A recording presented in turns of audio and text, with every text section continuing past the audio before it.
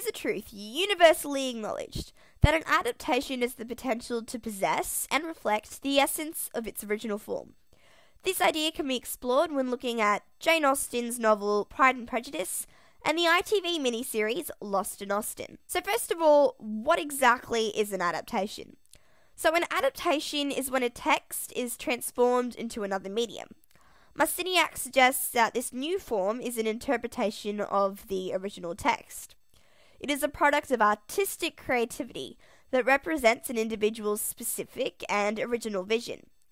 Marciniak also indicates that when looking at an adaptation, we're interested in seeing how authors transform relations between characters, and how a literary text can be interpreted on a different level in a new context.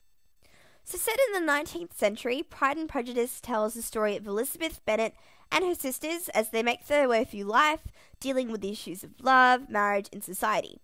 Similarly, the miniseries Lost in Austen follows the journey of Amanda Price, the ultimate Jane Austen romantic and superfan.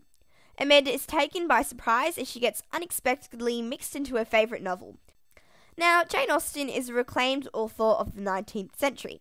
It's now 2015 and we're still studying and adapting her works. So the first big question to ask is, what is it about Jane Austen and Pride and Prejudice that has continued to captivate audiences over centuries? Baklakova suggests that although the socio-cultural environment has totally changed over time, human nature and interpersonal relationships remain the same. And above and beyond all, Austen is able to articulate the time-resistant theme of love. So this highlights to me that in order to deem Lost in Austen a successful adaptation, it must provide us with a story set in a context that challenges the way characters relate to each other, and also demonstrates the importance of love. In Pride and Prejudice, we can divide all the key characters into couples. So the main couple of the book is Elizabeth Bennet and Fitzwilliam Darcy. So on one side we have Elizabeth. She's kind, good-natured, admired for her beauty, and family-orientated. Based on the title, she's symbolic of prejudice, as she misjudges Darcy based on his appearance and social class. Then there's Darcy, who's portrayed as this really arrogant and obnoxious character. He embodies the idea of pride. He acts superior to others and believes he is the epitome of perfect class. This is an obvious contradiction, yet opposites attract. Now, in Lost in Austen, we have Amanda Price as our main character. Her role in the plot is to play the understudy of Elizabeth. As suggested by Zabrowski, this is indicated in the very first lines of the series, which parallel with the opening lines of the novel. Unlike Elizabeth, Amanda represents the modern-day woman, so she's outspoken, independent, and strong-willed. But she too differentiates from Darcy. So Lost in Austen takes this idea one step further, by posing the question, what happens if we apply contrast to other relationships as well? So another key relationship is between Jane Bennet and Charles Bingley. They are the ideal couple, in terms of character and personality. They're the perfect match, brought together by a case of love at first sight. So in the miniseries, the creators manipulate this. They keep the essence of the novel by ensuring one character is represented in its original form, and then the other as its binary opposite. In this case, Jane remains her kind-hearted and gentle self, whereas Bingley turns from his originally chivalrous and lovable character to a cowardly and destructive drunkard. Pride and Prejudice was set and written within the late 18th to 19th century, and this era exhibited a patriarchal society. In the novel, Mrs. Bennet believes that the only way to ensure financial security and a better future for her daughters is through marriage.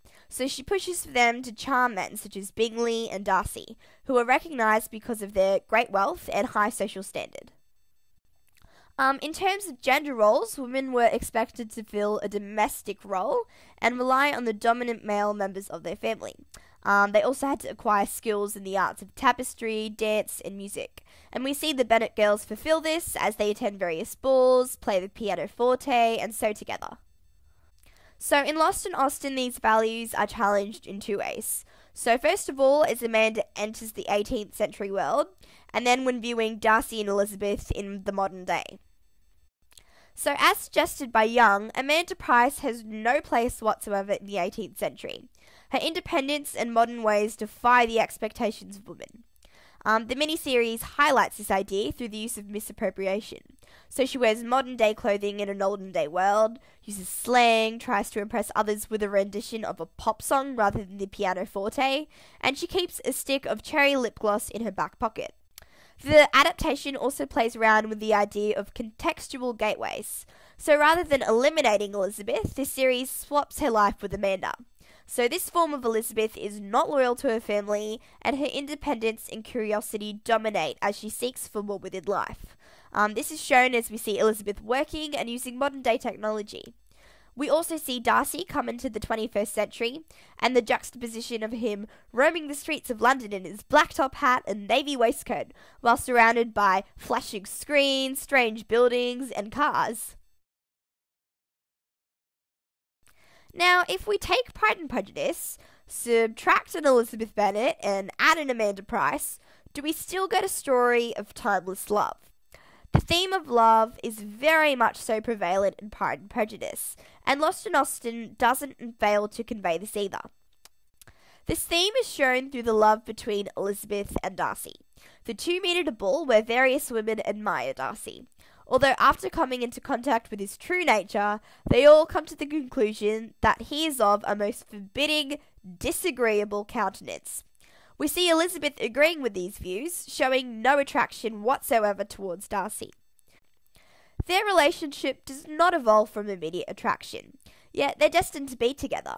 So at first, Darcy believes that Elizabeth is another lower-class woman, interested in purely his financial status. And similarly, she assumes he is consumed by his desire for wealth and superiority. As suggested by Banda, it is only near the end of the novel, when Elizabeth rationally assesses her feelings, that she recognises her love for Darcy. Their relationship shows that love isn't necessarily instantaneous. It is something that builds over time. In Lost in Austen, Amanda pines after love, wishing for a nobleman just like Darcy. We see this after her long-time and totally unromantic boyfriend drunkenly proposes to her, causing Amanda to assess her own feelings just like Elizabeth did when Darcy declared his love for her. Additionally, we see a new perspective through Amanda and Darcy's relationship.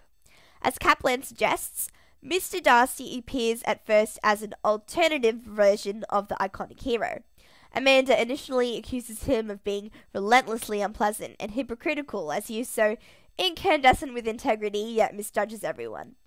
This series also comments that love is something that develops, an idea that is still relevant to modern-day society.